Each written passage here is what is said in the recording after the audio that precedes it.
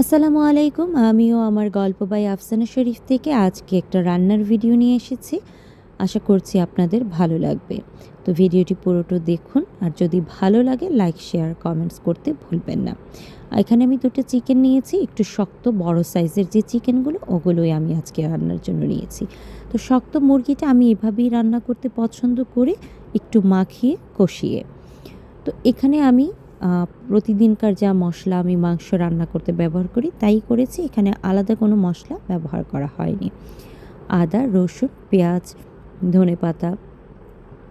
ধনে গুঁড়ো, কাঁচামরিচ আপনারা যদি খেতে পছন্দ করেন অতিরিক্ত ঝাল তাহলে এখানে কিছু কাঁচামরিচ অ্যাড করতে পারেন, যদিও আমি এখানে করিনি।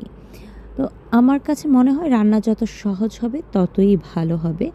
তো এই পর্যায়ে আমার সব মশলা মাখানো শেষ।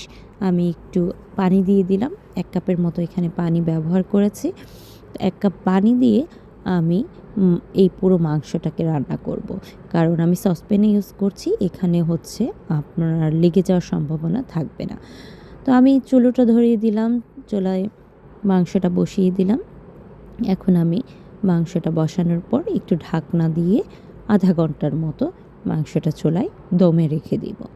দমে বলতে চুলাটা মিডিয়াম আঁচে আমি এখানে রেখে দিচ্ছি। তো আধা ঘন্টা রেখে দেওয়ার পরে এটা মোটামুটি হাফ ডান হয়ে যাবে। তারপর এই পর্যায়ে যদি কেউ চায় যে আলু ইউজ করতে তাহলে আলু দিতে পারেন। তো আমি এটা একটু মাখা মাখা কষানো একদম রাখবো, তো যার কারণে এখানে আলু দিব না। দেখতে পাচ্ছেন তেল টেল উঠে গেছে, মোটামুটি এটা সিদ্ধ হয়ে গেছে। তারপরেও আমি এখানে একটু আরেকটু সিদ্ধ করব, প্লাস হচ্ছে আমি এটা একদম তেলটা মুরগির গায়ে লাগা লাগা হবে, ঝোলে মাখা মাখা থাকবে। ওরকম পর্যায়ে এটাকে নামিয়ে নিব চুলা থেকে। তো দেখতে পাচ্ছেন কি সুন্দর চমৎকার কালার এসেছে। এভাবে রান্না করলে খুব ভালো লাগে, আমার খুব খেতে ভালো লাগে এবং সবাই এইভাবে খেতে পছন্দ করে আমার পরিবারে। আমি আবারও ঢাকনাটা দিয়ে দিয়েছি। এই পর্যায়ে